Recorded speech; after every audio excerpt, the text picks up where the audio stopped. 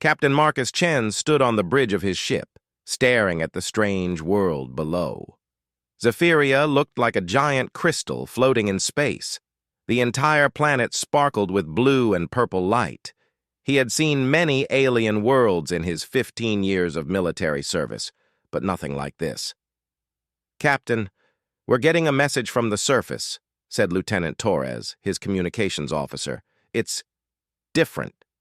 The signal is going straight into our minds." Marcus felt a gentle touch in his thoughts.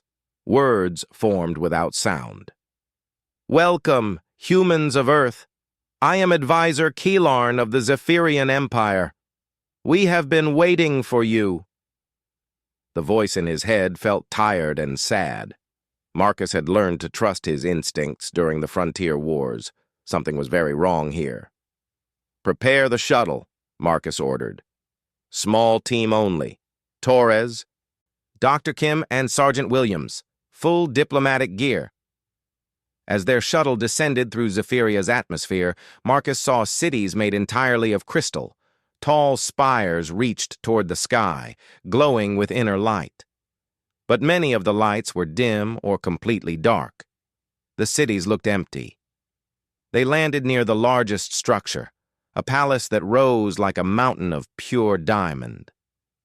Crystal beings walked slowly toward them. The Zephyrians were beautiful, but strange. Their bodies seemed to be made of living glass, filled with swirling colors and light. Marcus could see their thoughts moving like bright streams inside their transparent forms. Advisor Keelarn approached them. He was tall and thin, his crystal body a pale blue color. When he spoke, his words appeared directly in their minds again. "Thank you for coming so quickly. Captain Chen, we sent our request for help to many species, but only humans answered." Marcus stepped forward. "What's the emergency, Advisor? Your message said something about your princess being in danger." Keelarn's light dimmed. "Princess Lyrelay is dying. She has been infected with something we call the Void Blight. It is killing her, and when she dies, our entire species will follow." Dr. Kim, the team's scientist, spoke up. "I don't understand. How can one person's death affect an entire species?" "You must understand how we exist," Keelarn explained as he led them through the palace corridors. "We Zephyrians are beings of pure psychic energy. Our minds are all connected through our princess. She is the anchor that keeps our consciousness tied to these physical forms. Without her, we will all fade away like smoke." The palace was magnificent. The walls were made of crystal that showed moving pictures of Zephyrian history. Marcus saw their first steps into space, their meetings with other alien races, their growth into a mighty empire. But as they walked deeper into the palace, the lights grew dimmer. "How long has she been sick?" Marcus asked. 12 of your days," Keelarn replied. The Void Blight appeared suddenly. It feeds on psychic energy, growing stronger as it consumes our princess's life force. Our greatest healers have tried everything. Every time we use our mental powers to help her, the disease grows stronger. They reached a huge door made of pure white crystal. Beyond it, Marcus could see a chamber filled with soft, golden light. In the center of the room lay a figure on a bed that seemed to be carved from a single enormous gem. "Before you enter," Keelarn said, "you should know that Princess Lyrelay has ruled us for over 3,000 years. She has seen the birth and death of stars. She has guided our people through wars and peace. She is the most powerful psychic being in the galaxy." Marcus nodded. "And she's dying from this Void Blight." "Yes, and we estimate she has perhaps 4 more days to live." They entered the chamber. Princess Lyrelay lay still on the crystal bed. Her body was like a work of art made from the clearest glass, filled with slowly swirling galaxies of silver and gold light. But Marcus could see dark spots spreading through her form like ink in water. The darkness pulsed with its own evil rhythm. "She is beautiful," Dr. Kim whispered. "She is dying," Keelarn said sadly. The dark areas you see are the void blight. It spreads through her psychic pathways, consuming everything it touches. Marcus stepped closer to the bed. As he did, the princess's eyes opened. They were like looking into deep space filled with stars. When she looked at him, he felt a gentle touch in his mind. A human, her voice whispered in his thoughts. I have never met one of your kind before. Princess Lyrelay, Marcus said aloud, not sure if she could hear his spoken words. We're here to help. Her mind voice carried a smile. I can hear your words, brave captain, and I can sense your thoughts. You have seen much war and death. You carry the weight of many battles. Marcus nodded. That's true, but right now, I'm more concerned about you and your people. My people. The princess's light flickered. Already, some of the outer colonies have gone silent. When my strength fails completely, 20 billion Zephyrians will simply stop existing. Dr. Kim set up her equipment near the bed. Princess, may I scan you? We might find something your people missed. Lyrelay agreed. As the human medical scanner worked, Marcus watched the dark patches in her body grow larger. Even in the few minutes he had been watching, the void blight had spread. This is fascinating and horrible, Dr. Kim muttered as she read her scanner. The disease isn't biological or chemical. It's something that feeds on psychic energy itself. Can you help her? Kellarn asked hopefully. Dr. Kim looked troubled. I need to run more tests. But, Captain, we have a problem. Humans don't have psychic abilities like the Zephyrians do. I'm not sure our medicine can affect a purely mental disease. Marcus sat down on a crystal chair near the bed. Princess, tell me about this void blight. Where did it come from? Lyrelay's star-filled eyes turned to him. It appeared in deep space, Captain. A dark cloud that destroyed everything psychic it touched. We thought our mental shields would protect us, but when it reached our home system, it somehow infected me directly. Like it was specifically targeting you? Yes, as if it knew that killing me would destroy our entire civilization. Marcus felt a chill run down his spine. In his years of fighting in the frontier wars, he had learned to recognize a planned attack. This wasn't random. Someone or something had deliberately sent this weapon to destroy the Zephyrian Empire. Advisor Kellarn, Marcus said, I need to contact my ship. We're going to need more help than just our medical officer. As they prepared to leave the chamber, Princess Lyrelay's voice touched Marcus's mind one more time. Captain Chen, may I ask you something? Of course. Why did humans come to help us? Your species barely knows we exist. You gain nothing from saving us. Marcus paused at the door. Princess, where I come from, you don't let good people die if you can prevent it. It doesn't matter if they're human or alien. He felt her surprise and gratitude wash over him like warm light. As they left the chamber, Marcus realized that saving Princess Lyrelay was going to be much harder than any battle he had ever fought. Marcus spent the next 2 days learning everything he could about the Zephyrians and the Void Blight. His ship's computers worked constantly, analyzing Dr. Kim's medical data and comparing it with information from Earth's databases. During this time, he found himself returning to Princess Lyrelay's chamber often. Each visit showed the disease spreading further through her crystal form. The dark spots now covered nearly a third of her body. But despite her growing weakness, she seemed interested in talking with him. Tell me about Earth, she said during one visit. Her mind voice was quieter now, requiring effort to reach his thoughts. I have studied many worlds, but humans are different.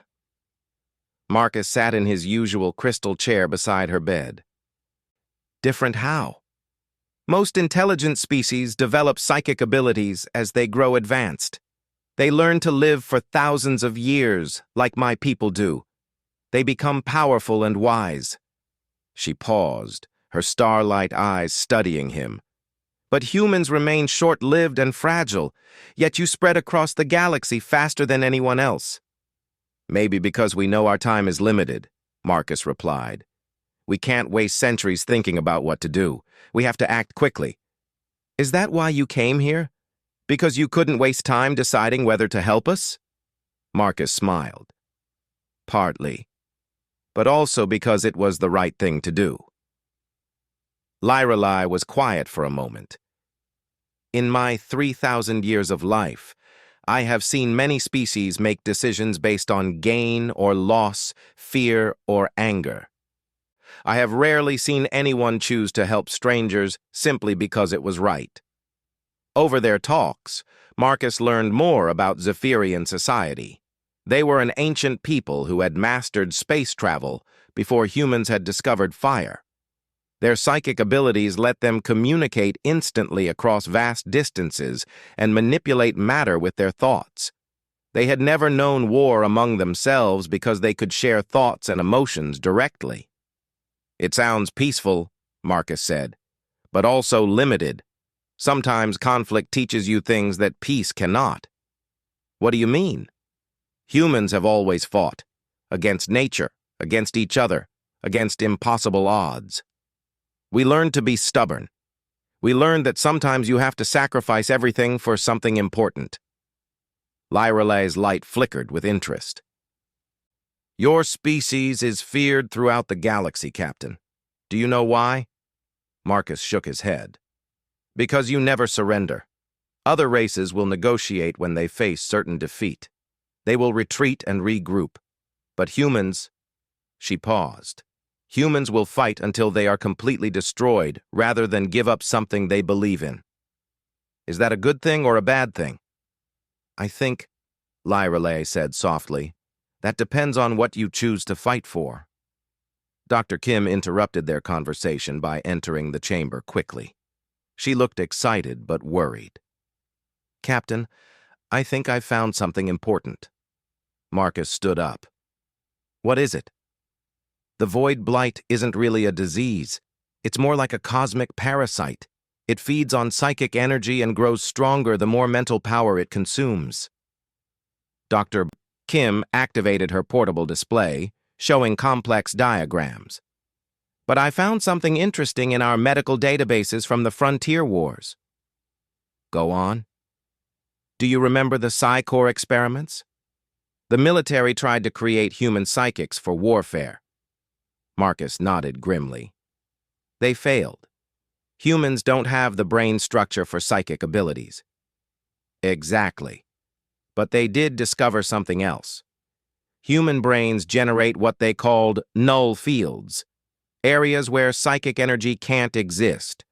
The stronger a human's will and focus, the stronger the null field becomes. Princess Lyrelai had been listening to their conversation through her mental connection with Marcus. Her voice touched both their minds.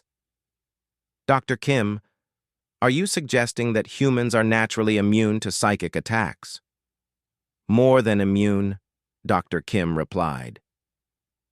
Human consciousness seems to actually cancel out psychic energy. It's why the Psi-Core experiments failed. You can't make a human psychic because human brains work in the opposite way. Marcus felt a strange chill. What are you thinking, Doctor? Dr. Kim looked uncomfortable. Theoretically, if we could create a large enough null field, it might starve the void blight. The parasite feeds on psychic energy. Take away that energy completely and it should die. But how do you create a large null field? Lyrelai asked. That's the problem, Dr. Kim admitted. It would require a human to enter a deep mental connection with you, Princess. They would need to focus their consciousness in a specific way to generate maximum null field effect. Marcus sensed there was more. What aren't you telling us, Doctor? Dr. Kim sighed.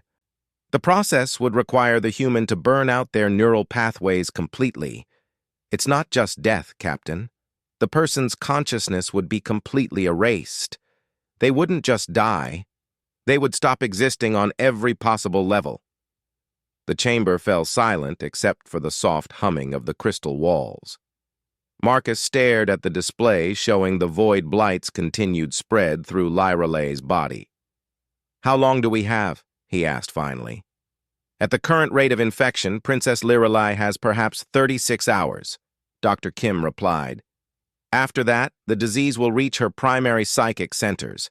She'll die, and the psychic link holding her people together will break." 20 billion deaths, Marcus said quietly. "Yes, sir."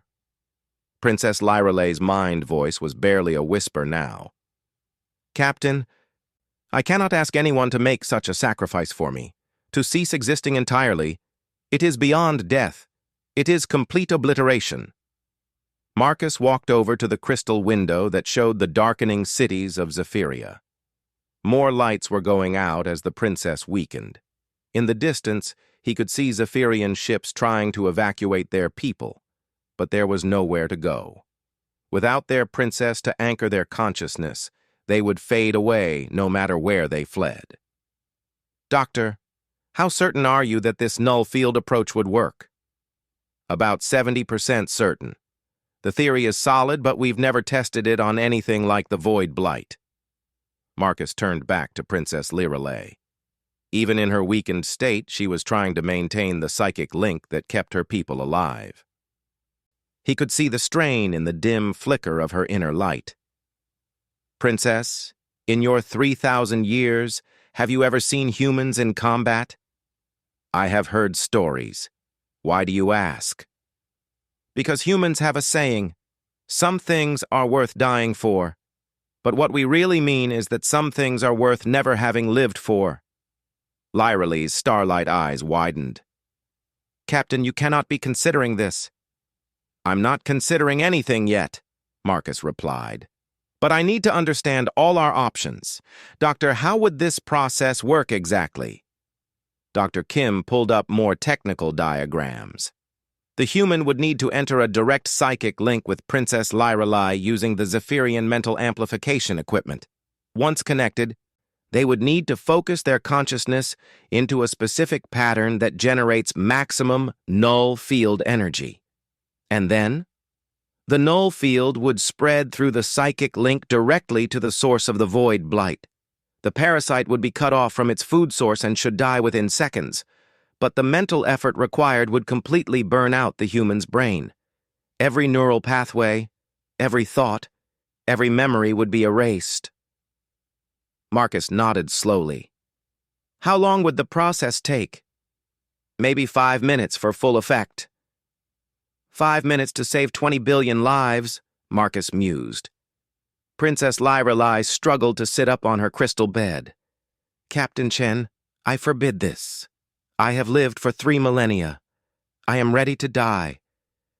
But I will not have someone erase their very existence for my sake." Marcus looked at her with a slight smile. "Princess, with respect, you're not my commanding officer. This is not a matter for jokes. You're right. It's a matter for choice." Marcus walked back to her bedside. "But right now, we're just gathering information. Dr. Kim, I want you to contact Earth immediately. Get our best scientists to verify your theories. I want to know exactly how this null field process would work and what our chances of success really are." As Dr. Kim left to make her calls, Marcus remained with Princess Lyrale. The chamber was darker now, her inner light continuing to fade. "Captain," she said softly, "may I share something with you?" "Of course." "In all my centuries of existence, I have never met anyone like you humans. You face the universe knowing you will die, yet you choose to live with such intensity. It is both beautiful and terrifying." Marcus squeezed her crystalline hand gently. "Princess, you've spent 3,000 years taking care of your people. Maybe it's time to let someone else take care of you." The next morning brought terrible news from across the Zephyrian Empire. Advisor Kellarn's light was dim with worry as he met with Marcus and his team in the palace's main council chamber. 17 outer colonies have gone completely silent, Kellarn reported. "The psychic link between Princess Lyrale and our people is breaking down. Citizens in the remaining cities are falling into comas. Dr. Kim checked her readings from overnight. The void blight has spread to cover nearly half of the princess's body. I estimate we have less than 18 hours before it reaches her core consciousness. Marcus studied the reports from Earth that had arrived during the night.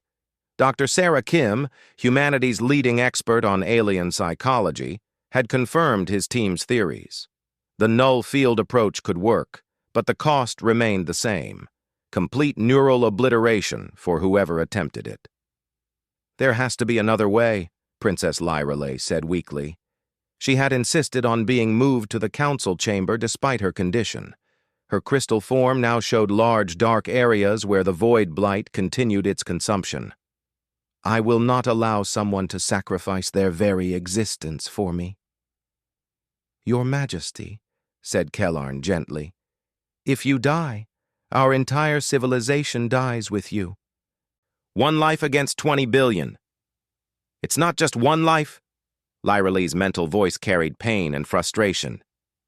Captain Chen would not simply die. He would cease to exist completely. No afterlife, no peace, no memory of ever having been. Complete obliteration. Marcus had been quiet through most of the discussion. He stood by the chamber's crystal window, watching the Zephyrian cities below. More lights had gone dark during the night. In the distance, he could see massive evacuation ships preparing to launch, though everyone knew there was no point in fleeing. "Captain," Dr. Kim said carefully, "Earth Command wants to speak with you directly. They're concerned about the choice you might be considering." Marcus turned around. "Put them through." The communication crystal activated, showing the face of Admiral Sarah Chen, his commanding officer and distant cousin. Her expression was grim. "Marcus, I've read Dr. Kim's report. Please tell me you're not thinking of doing something incredibly stupid." "Hello, Sarah. Good to see you too. Don't joke with me. This null field process, it's not death, Marcus. It's complete erasure. You wouldn't just die heroically. You would never have existed at all." Marcus nodded. "I understand the stakes, Admiral." "Do you? Because from here, it looks like you're ready to throw away your life for aliens we barely know." Princess Lyraly's weak voice interrupted.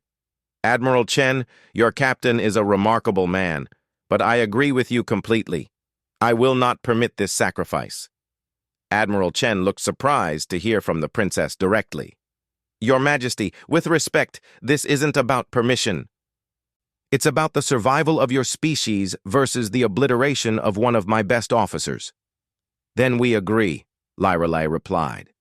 "Captain Chen's existence is more important than my own." Marcus stepped forward. "Actually, you're both wrong." Everyone in the chamber turned to look at him. "What do you mean?" Dr. Kim asked. "This isn't about me versus the princess. This isn't even about one life versus 20 billion lives." Marcus walked over to Lyralay's crystal bed. "This is about what humans do when faced with the impossible." Admiral Chen's voice carried warning. "Marcus, don't do anything rash." "I'm not being rash, Sarah. I'm being practical." Marcus looked around the chamber at the gathered Zephyrians and his own team. "Dr. Kim, what happens if Princess Lyrelay dies?" "The entire Zephyrian species will lose their physical forms and fade away within hours." "And what happens to the rest of the galaxy?" Dr. Kim looked confused. I'm not sure what you mean." Marcus activated the chamber's display system. "The Zephyrians are one of the galaxy's oldest and most advanced civilizations. They maintain peace treaties with dozens of species. Their psychic communication networks keep half the galaxy connected." He pointed to star maps showing Zephyrian influence. "If they disappear overnight, how many wars will start? How many trade routes will collapse? How many other species will die in the chaos that follows?" Admiral Chen was quiet for a moment. "You're talking about the potential collapse of galactic civilization. I'm talking about the difference between saving 20 billion lives now and saving hundreds of billions of lives later." Princess Lyrelay struggled to sit up. "Captain, even if that's true, I cannot accept such a sacrifice. To erase someone's existence completely. It goes against everything I believe in. Marcus sat down beside her bed. Princess, may I tell you about the Battle of Kepler Station? She nodded weakly. 3 years ago, the hegemony attacked a human research station. 8,000 civilians were trapped there. The only way to save them was to ram our battleship into the hegemony command vessel. The captain, my friend David Park, made that choice. He saved 8,000 lives by giving up his own. That is noble. But David died knowing he would be remembered. He died knowing his sacrifice had meaning. He had an afterlife, whatever that might be. Marcus paused. What I'm considering is different. I would cease to exist entirely. No memory, no honor, no meaning except what it accomplishes. Dr. Kim spoke softly. Captain, are you sure you understand what complete neural obliteration means? It's not just death. It's as if you had never been born at all. I understand, Doctor. Marcus stood up and walked to the window again. Below, another section of the Crystal City went dark. Princess Lyrelay, may I ask you something? Yes. In your 3,000 years of life, have you ever met anyone who chose complete obliteration for strangers? No. Never.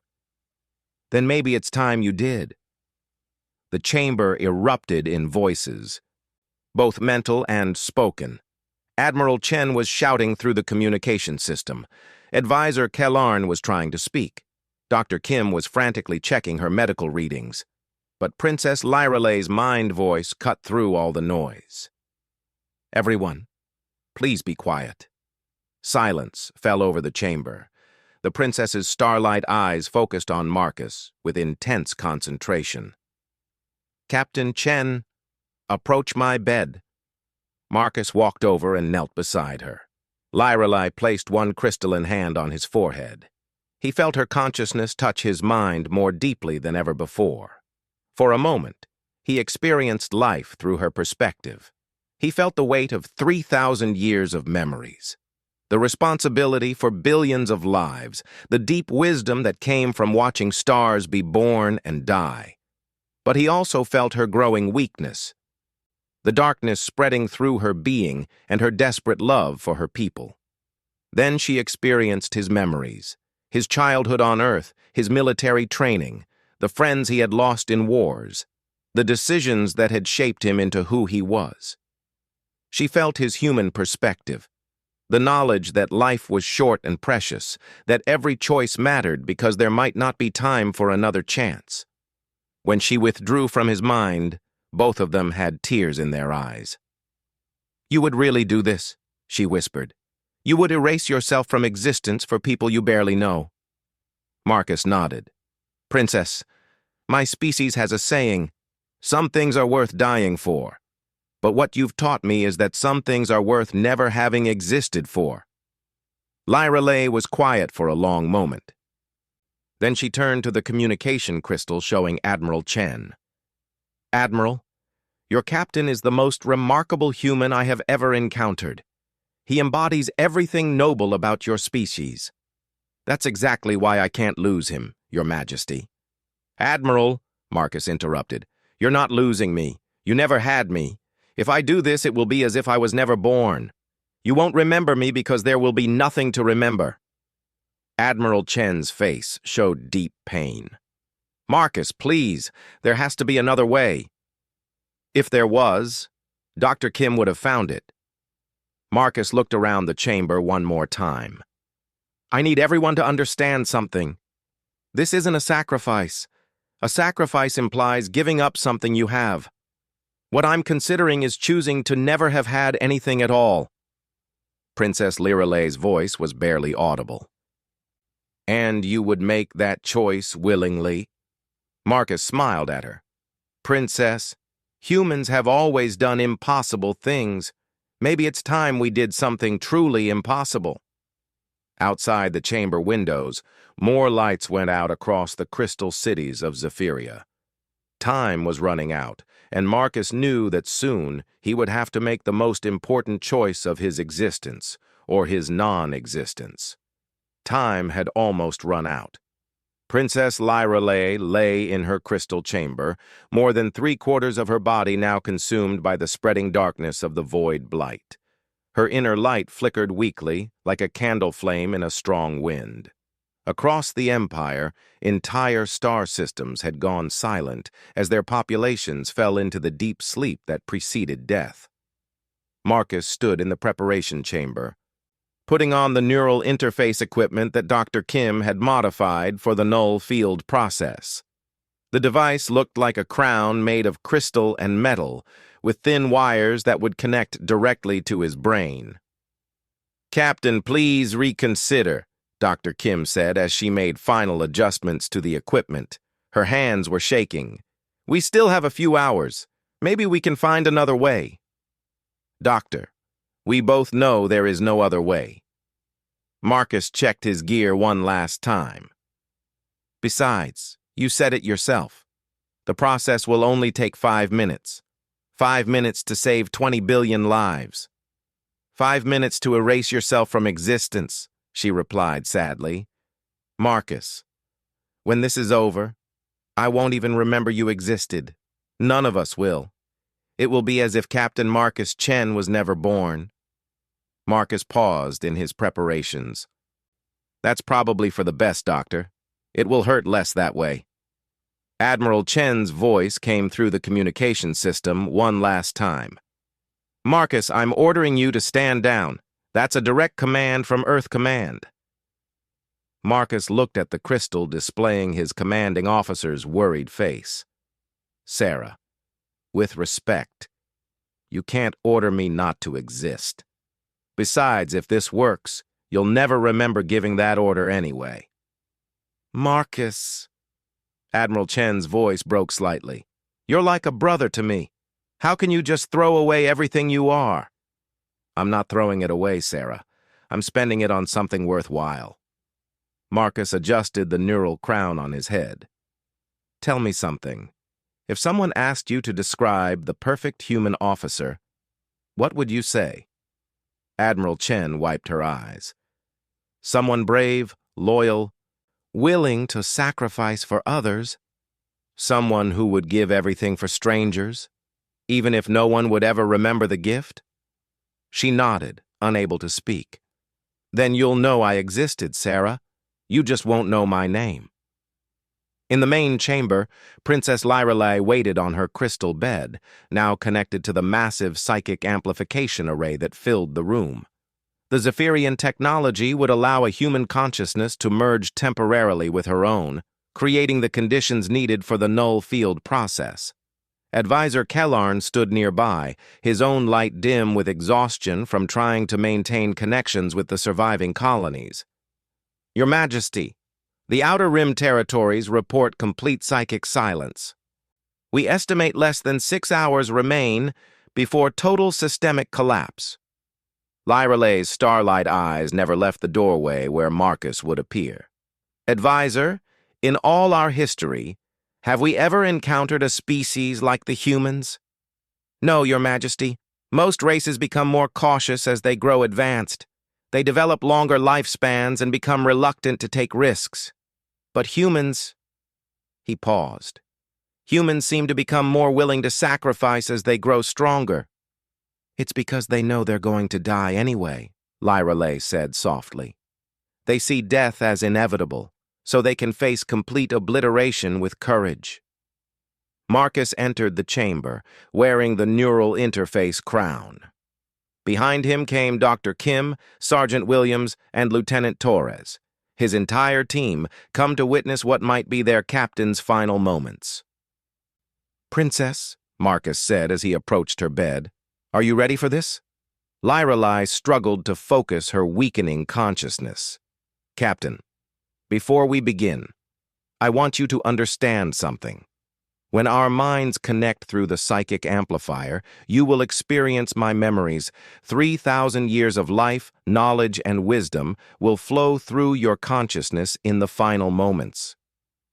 Will that interfere with the null field process? No. But it means that in your last minutes of existence, you will truly understand what you're saving. You'll feel the weight of 20 billion lives depending on your choice.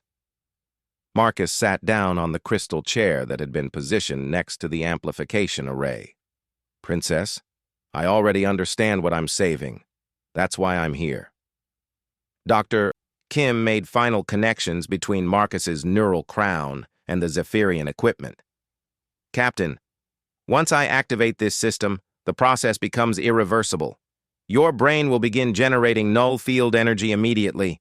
Within 5 minutes, every neural pathway in your head will be burned out. I understand, Doctor.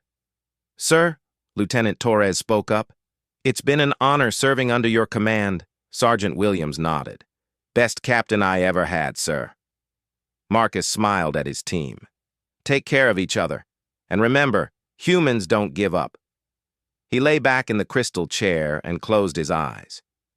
Dr. Kim, begin the process.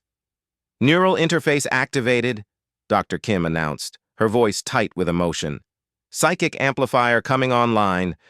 Connection established between human and Zephyrian consciousness. Marcus felt Princess Lyralay's mind touch his own, but this time the contact was deeper than ever before.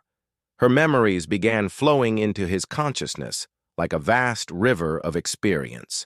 He saw the birth of Zephyrian civilization, their first steps into space, their encounters with other species, the wars and alliances that had shaped galactic history. But he also felt something else, the Void Blight's presence in her mind. It was like a living darkness, hungry and cold, feeding on her psychic energy and growing stronger with every moment. It sensed his human consciousness and recoiled from the alien nature of his thoughts. Null field generation beginning, Dr. Kim reported. Human neural patterns showing extreme stress. Marcus focused his will as Dr. Kim had taught him, concentrating his consciousness into the specific pattern that would create maximum null field energy. It felt like forcing his mind to think backwards, to become the opposite of thought itself. The effort was incredible. Every instinct told him to stop, to preserve his consciousness. But he pushed harder, feeling his neural pathways begin to burn under the strain. Princess, he managed to say through their mental link, I can feel your people across the galaxy. So many lives depending on this moment. Captain, Lyralay replied, her own consciousness struggling against the growing null field. I can feel your memories too.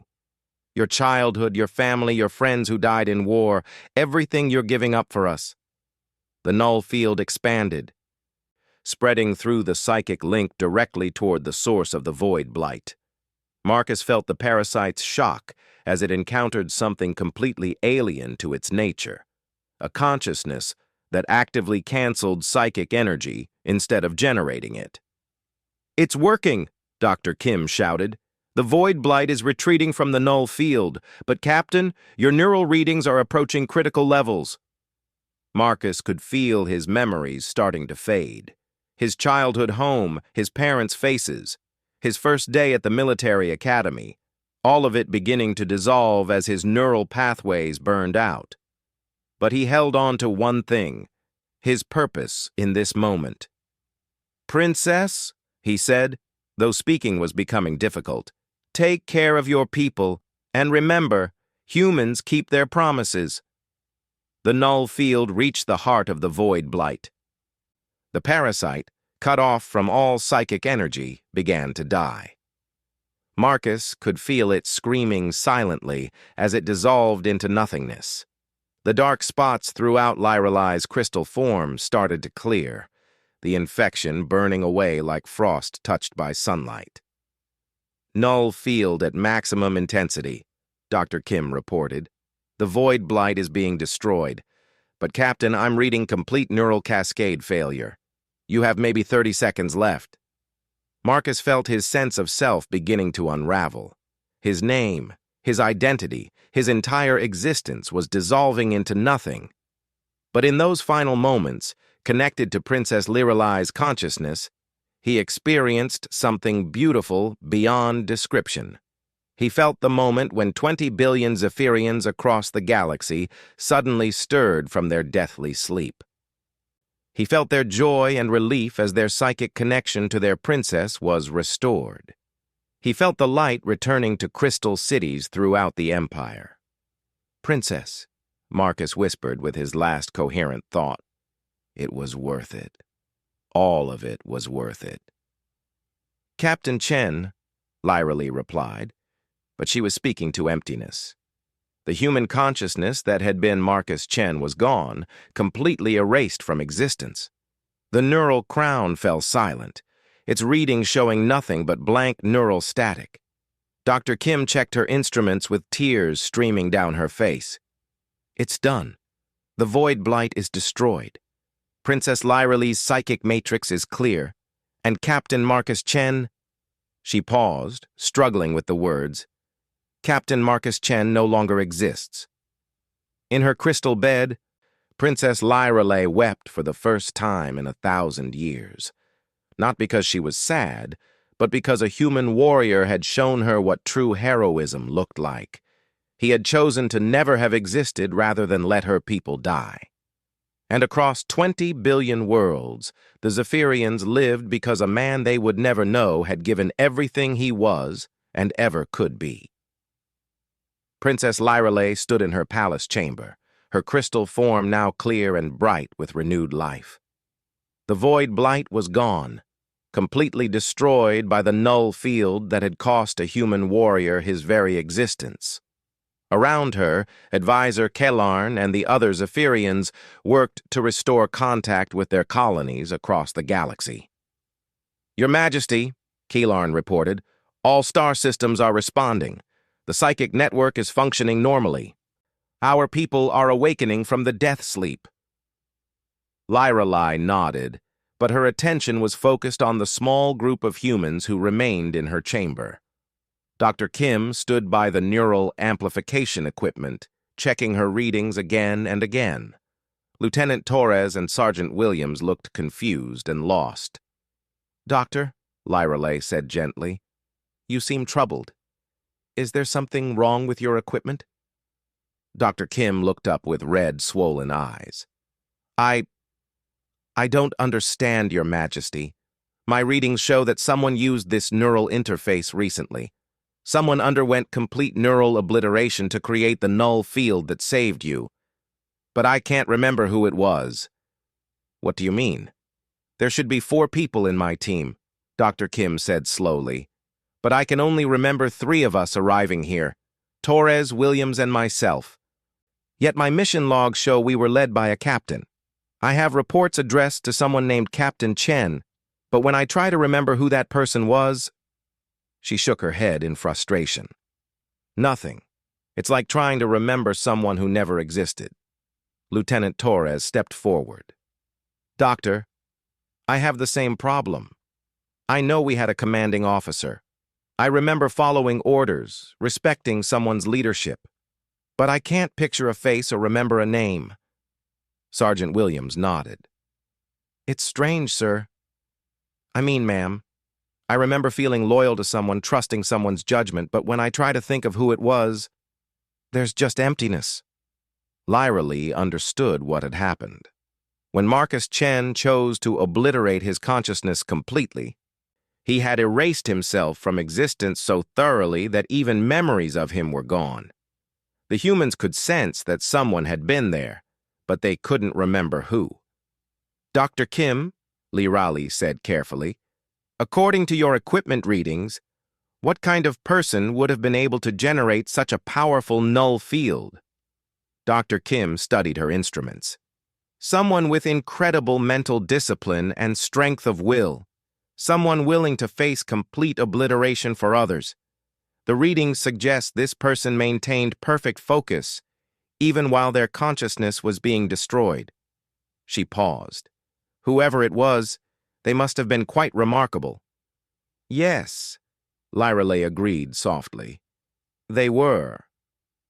Over the following days, as the Zephyrian Empire returned to full strength, Lyra Lee found herself thinking constantly about the human warrior who had saved her people.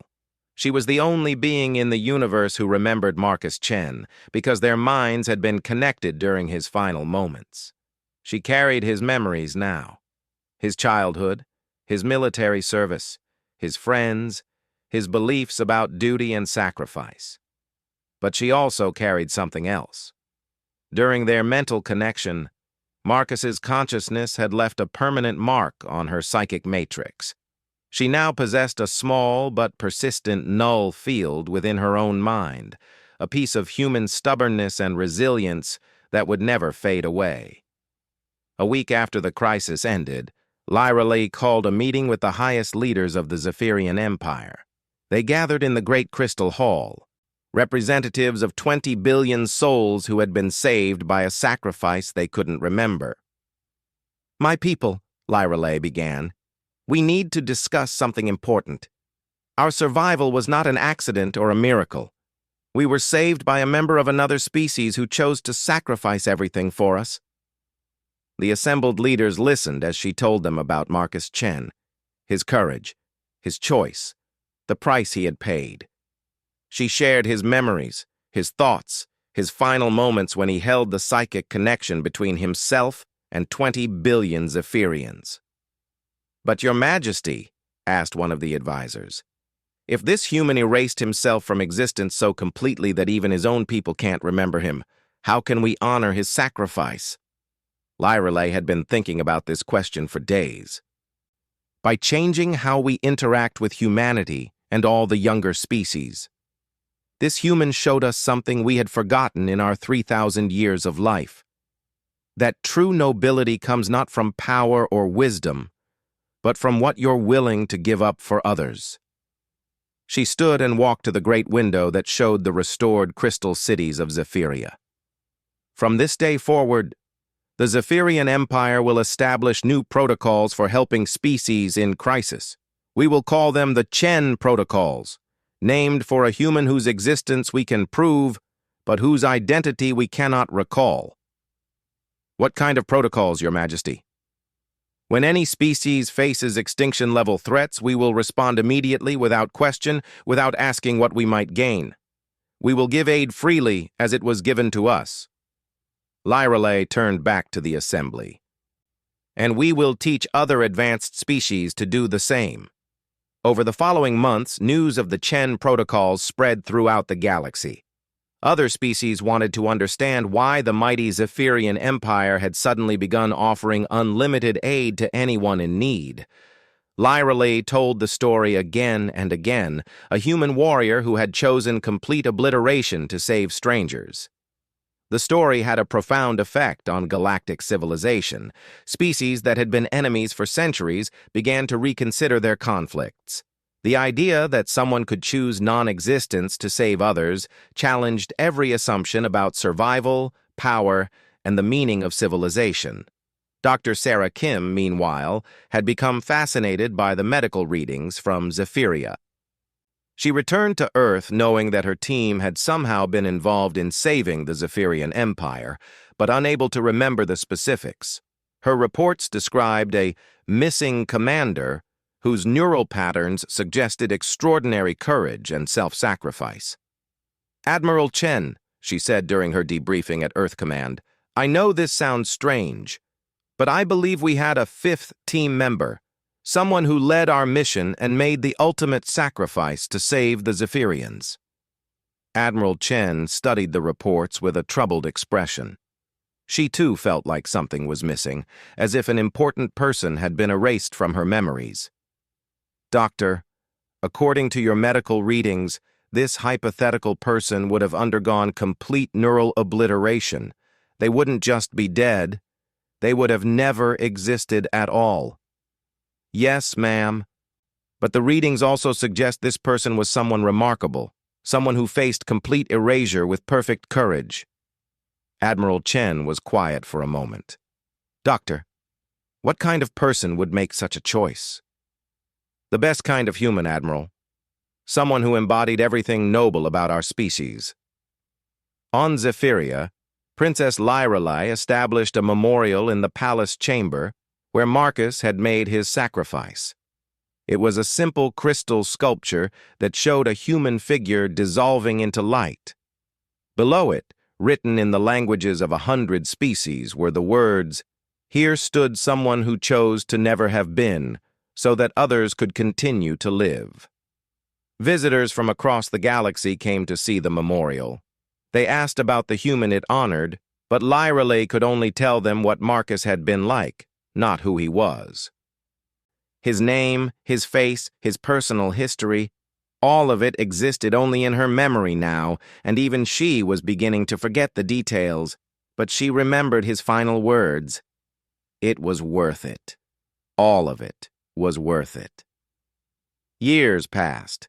The Chen protocols became a standard part of galactic civilization. When the insect-like Centaurians faced a plague that threatened their hive worlds, Zephyrian healers arrived within hours. When the Andromedan Confederacy's sun began to collapse, Zephyrian engineers worked tirelessly to evacuate entire star systems. Other species began to follow the example.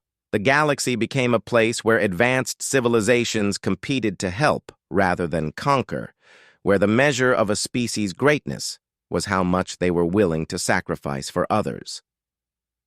Princess Lyreley lived to see a new golden age of cooperation and peace, and always, in her crystal palace, stood the memorial to a human warrior whose name was forgotten, but whose choice had changed everything.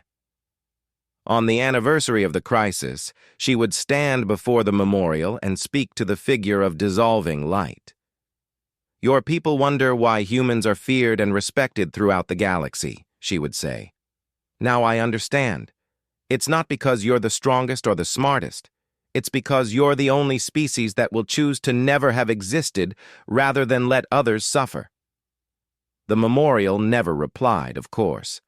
The consciousness it honored was gone beyond any possibility of return. But sometimes, when the light hit the crystal just right, Lyreley could almost see a familiar smile in the shifting patterns.